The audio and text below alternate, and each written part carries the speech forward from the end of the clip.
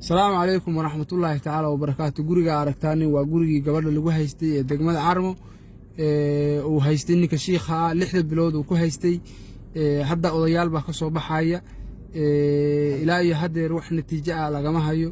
odayaashaasi waa ay galeen ninka garodoorka oo xiran si kasta waa la sameeyay, waa laga soo saaray. waa gabadha waa gabar yar oo 8 jir ah oo aan wali qaan gaarin oo saqiira. gabdhaha aragtaanina waa gabdho u taagan xaq u helida gabadhaas Faadumo.